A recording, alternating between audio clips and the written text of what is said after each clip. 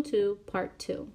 I immediately was connected to this module as I am working with students on the water cycle and ancient civilizations and have married those ideas by having them design a water park designed around their ancient civilization. I thought that this activity could be a great addition to the design of their water park and their knowledge of water, but also offer a real-world connection and allow them to see a future with a career in this field. As in Module 1, we went through the engineering design process, this time focusing on quality of water.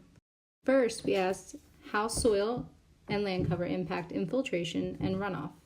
We used the runoff simulator technology developed by the Stroud Water Research Center that allows you to test different soil and land cover conditions. I thought this was a really neat tool and something I could see using with students. I felt an instant connection to my home, which is just 5 minutes from Stroud Preserve. I pass it each day on my way to work. I also felt a connection to the hydroponics garden I just saw at the Philadelphia Zoo and thought of these as possible local careers that we could highlight and connect to for students. As I started playing around and experimenting with the watershed runoff simulation, I found some types of landscapes I felt would best work and I wanted to replicate. Then I looked at the erosion bottle experiment and based my water bottle designs using my information from the water runoff simulator. Next, using my information from the simulator and the erosion bottle experiment, I began planning for my own experiment by gathering materials.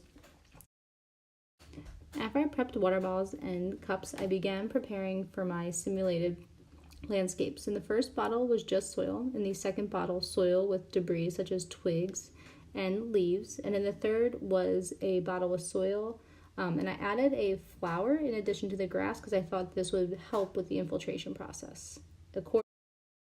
The next step was to begin testing my landscapes. The first one I tested was the just soil. I found that there was a great deal of soil that came through the water as it drained. The next one I tested was the soil and debris. There was still some soil coming through and the water was still quite foggy. The third one I tested was the soil in addition to the grass and the flowers. As expected, it was the clearest water. While there was a little bit of debris, it was by far the clearest of the water. Some things I would improve and improved as I worked this time was the different size water bottles. I used smaller water bottles to replicate this, but I think if I did it again, I would use larger water bottles so that there was a bigger landscape and the water had a greater area to go through. Also, the different soils. I think I would test a different variety of soils instead of just using one type of soil gathered from the same place. The PA Environment and Ecology standard that I felt most aligned with this activity was explaining the role and relationship of a watershed or a wetland on water sources. Additionally, describing the characteristics of different types of wetlands.